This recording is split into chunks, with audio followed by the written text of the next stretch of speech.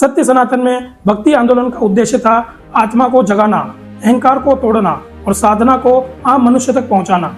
नाम जप उस आंदोलन का साधन था, लक्ष्य नहीं। उस समय की वास्तविक स्थिति के अनुसार समाज जटिल हो चुका था, साधना कुछ वर्गों तक सीमित हो गई थी। सामान्य मनुष्य को लगता था कि मैं आत्मज्ञान के योग्य नहीं हूँ, और यहीं से भक्ति आंदोलन उठा। भक्ति आंदोलन का मूल संदेश था आत्मा किसी जाति की नहीं, चेतना किसी पद की नहीं, सत्य किसी अधिकार का विषय नहीं, और सबसे महत्वपूर्ण बात, ईश्वर दूर नहीं है, वह तुम्हारी चेतना में है। नाम जप उस समय इसलिए चुना गया क्योंकि ध्यान कठिन था, शास्त्र जटिल थे, दर्शन भारी था, लेकिन नाम सरल था। एक गरीब किसान भी कर सकता था, एक अशिक्षित व्यक्ति भी, एक स्त्री भी, एक वृद्ध भी और एक बालक भी। नाम जप बना साधना का लोकतंत्र। लेकिन संतों का वास्तविक लक्ष्य क्या था? संतों का लक्ष्य यह नहीं था कि लोग केवल नाम बोलते रहें। नाम जप का लक्ष्य था कि नाम के सहारे मन शांत हो।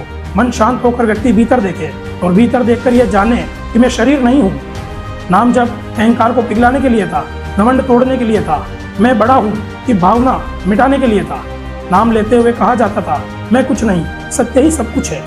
लेकिन आज हम उल्टा करते हैं, हम कहते हैं मैं बहुत बड़ा भक्त हूँ, और यही सबसे बड़ा पतन है। इसलिए सत्य सनातन स्पष्ट कहता है, भक्ति का अर्थ रोना नहीं है, भक्ति का अर्थ मांगना नहीं है, भक्ति का अर्थ चिल्लाना नहीं है, भक्ति का अर्थ है अहंकार का विसर्जन।